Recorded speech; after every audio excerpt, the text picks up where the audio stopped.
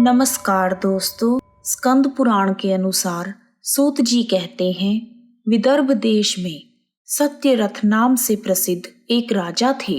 धर्म पूर्वक राज्य करते हुए उनका बहुत सा समय सुखपूर्वक बीत गया। एक समय शाल्व देश के राजाओं ने विदर्भ देश पर आक्रमण कर दिया। उनके बीच भयंकर युद्ध हुआ।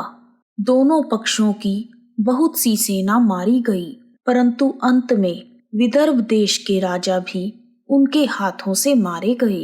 विदर्भ राज की गर्भवती स्त्री दुखी होकर रात के समय राजभवन से निकलकर वन की ओर चली गई।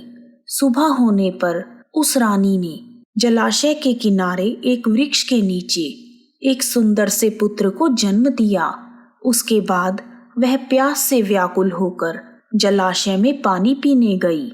इतने में ही एक घड़ियाल ने आकर उसे अपना ग्रास बना लिया। वह बालक पैदा होते ही माता पिता से हीन हो गया। जब वह नवजात शिशु वृक्ष के नीचे पड़ा हुआ जोर जोर से रो रहा था, उसी समय भगवान भोलेनाथ की कृपा से वहां पर एक उमा नाम की ब्राह्मणी पहुंची। वह अपने 1 वर्ष के बालक शुचिव्रत को गोद में लिए हुए थी। वह ब्राह्मणी बहुत ही गरीब और विधवा थी। वह भीख मांगकर अपना गुजारा करती थी। उस बालक को रोते हुए देखकर उसने मन ही मन सोचा, अरे यह तो बड़ी हैरानी की बात है कि यह नवजात शिशु जिसकी अभी तक नाल भी नहीं कटी यहाँ पर पड़ा हुआ है। इसकी माता कहाँ चली गई? जब वह ब्राह्मणी सोच में डूबी हुई थी, उसी समय वहां से एक सन्यासी गुजरे। वह ऐसे जान पड़ते थे मानो साक्षात शंकर भगवान हो। उन श्रेष्ठ भिक्षु ने उस स्त्री से कहा, हे ब्राह्मणी, तुम इस बालक की रक्षा करो, इससे तुम्हें परम कल्याण की प्राप्ति होगी। इतना कहकर वह दयालु भिक्षु वहां से चले गए। उनके जाने के बाद ब्राह्मणी ने उस बालक को लेकर अपने घर की ओर प्रस्थान किया। वह ब्राह्मणी एक चक्रा नामक नगर में निवास करती थी। ब्राह्मणी ने उस बालक का अपने बेटे के समान ही पालन पोषण किया और उसका नाम धर्मगुप्त रखा। वह भिक्षा के अन्न से ही अपने पुत्र और राजकुमार दोनों को पालने लगी। एक दिन वह ब्राह्मणी उन दोनों बालकों को साथ लेकर भीख मांगती हुई देव मंदिर में चली गई। उस समय वहां पर शांडिल्य मुनि पधारे हुए थे। शांडिल्य मुनि को देखकर ब्राह्मणी ने उन्हें प्रणाम करके पूछा, हे ब्राह्मण, एक सन्यासी के कहने पर मैं इस बालक को अपने घर ले आई हूँ। अभी तक मुझे इसके कुल का पता नहीं चला, फिर भी मैं अपने पुत्र की तरह ही इसका पालन पोषण करती हूँ। आप ज्ञान के नेत्रों से देखकर मुझे बताने की कृपा करें कि यह बालक किस कुल में उत्पन्न हुआ है और इसके माता पिता कौन हैं। तब मुनिवर बोले, यह विदर्भ देश के राजा का पुत्र है। इतना कहकर शांडिल्य मुनि ने उस बालक के पिता के युद्ध में मारे जाने तथा उसकी माता के ग्रह द्वारा ग्रस्त होने का सब समाचार पूर्ण रूप से बताया। यह सुनकर ब्राह्मणी को और भी आश्चर्य हुआ। फिर उसने प्रश्न किया, हे महामुनि, वह राजा सभी भोगों को छोड़कर युद्ध में क्यों मारे गए और इस बालक को यह दरिद्रता कैसे प्राप्त हुई? यह अपने राज्य को कैसे प्राप्त करेगा? यह तो मेरे पुत्र की तरह भिक्षा के अन्न से ही जीवन निर्वाह करता है। इसकी दरिद्रता के निवारण का क्या उपाय है? तब शांडिल्य मुनि बोले, इस राजकुमार के पिता विदर्भ राज पूर्व जन्म में पांड्य देश के राजा थे। एक दिन प्रदोष काल में राजा बड़ी भक्ति भाव से त्रिलोकीनाथ महादेव जी की आराधना में मग्न थे। उसी समय उनके नगर में बड़ा भारी कोलाहल मचा।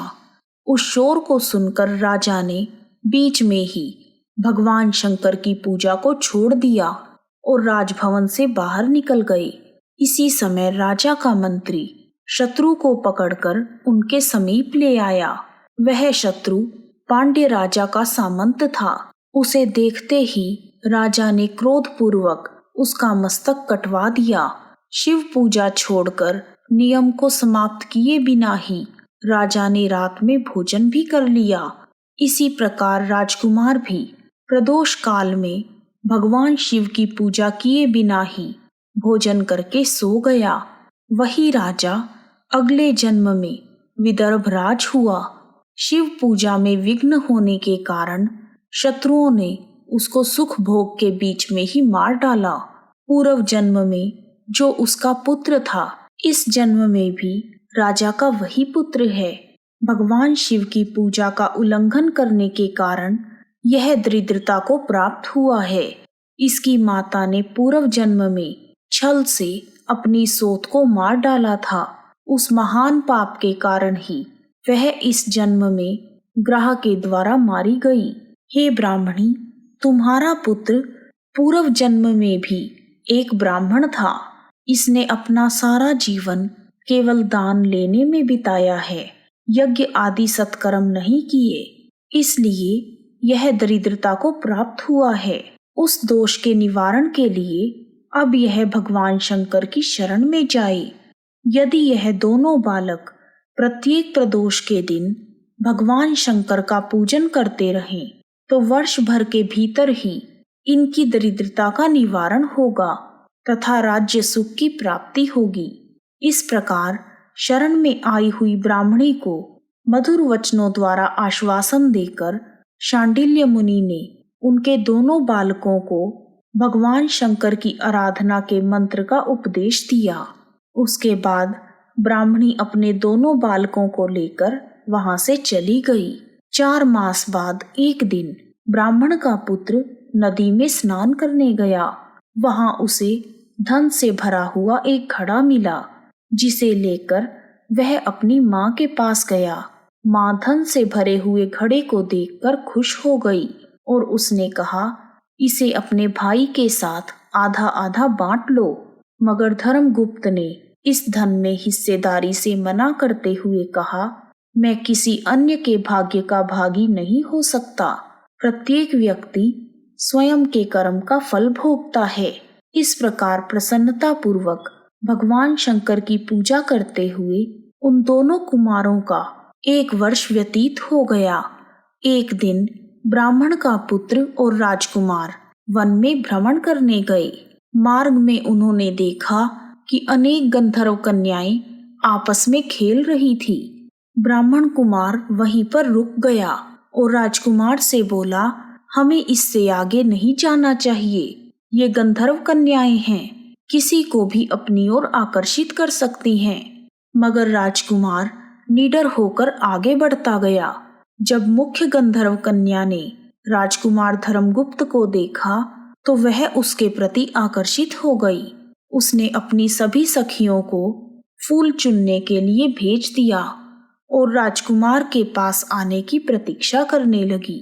उसे अकेला देखकर राजकुमार उसके पास गया और उससे बातचीत शुरू की। उसने बताया कि मैं विदर्भ देश का राजकुमार हूँ। मेरे माता पिता अब इस संसार में नहीं हैं और शत्रुओं ने हमारे राज्य पर कब्जा कर लिया है। कन्या ने अपना परिचय देते हुए बताया कि मैं विद्रविक नामक गंधर्व की पुत्री हूँ। मेरा नाम अंशुमति है और मैं गायन में प्रवीण हूँ। उसने यह भी कहा कि मैं आपसे विवाह करना चाहती हूँ। इतना कहकर उसने अपनी मोतियों की माला निकालकर राजकुमार को पहना दी। तब राजकुमार ने पूछा, तुम राजपाट गंवा चुके राजकुमार के साथ कैसे रह पाओगी और अपने माता पिता की अनुमति के बिना तुम मेरे साथ कैसे आ सकती हो? इस पर अंशुमति बोली, चाहे जो हो जाए मैं वही करूंगी जो मैं चाहती हूँ। तुम 2 दिन बाद प्रातःकाल यहाँ आकर मुझसे मिलना। इतना कहकर वह वहां से चली गई। राजकुमार ने वापस आकर ब्राह्मणी और उसके पुत्र को सारी बात बताई। वह दोनों बहुत खुश हुए। 2 दिन बाद राजकुमार पुनः उसी वन में गया। उसने देखा कि अंशुमति अपने पिता के साथ उसकी प्रतीक्षा कर रही है। तब गंधर्वराज ने राजकुमार से कहा, मैं कैलाशपुरी गया था। वहां शिव भगवान और माता पार्वती ने मुझे बुलाकर कहा कि धर्मगुप्त नामक राजकुमार राज्य से विहीन होकर भटक रहा है। जाओ और उसका राज्य पुनः प्राप्त करने में उसकी सहायता करो।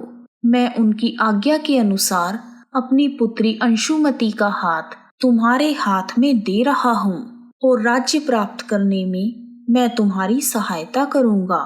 मेरी पुत्री 10,000 वर्ष तक तुम्हारे साथ इस पृथ्वी पर रहेगी और जब तुम शिवलोक में आओगे तब भी वह इसी काया में तुम्हारे साथ ही रहेगी। भगवान शिव के आदेशानुसार राजकुमार धर्मगुप्त और अंशुमति का विवाह हो गया। अंशुमति के पिता ने अपनी गंधर्व सेना भी राजकुमार को दे दी। सेना की सहायता से उसने अपने शत्रुओं को परास्त कर दिया और अपने पिता का खोया हुआ राज्य पुनः प्राप्त कर लिया। अब राजकुमार धर्मगुप्त राजा बन गया। उसने अपने बुरे दिनों में उसे पालने वाली गरीब ब्राह्मणी को राजमाता का दर्जा दिया और शुचि व्रत को अपना छोटा भाई माना। इस प्रकार नियमित रूप से प्रदोष व्रत करने से ब्राह्मणी, उसके पुत्र शुचिव्रत तथा राजकुमार धर्मगुप्त को धन धान्य तथा सुख संपत्ति की प्राप्ति हुई। सूत जी कहते हैं, जो मनुष्य प्रदोष व्रत के इस पुण्यमयी महात्म्य को एकाग्रचित होकर सुनते अथवा पढ़ते हैं, उन्हें 100 जन्मों तक कभी दरिद्रता नहीं होती और अंत में वह ज्ञान के ऐश्वर्य से युक्त होकर भगवान शंकर के परम धाम को प्राप्त होते हैं। बोलो शंकर भगवान की जय, माता पार्वती की जय।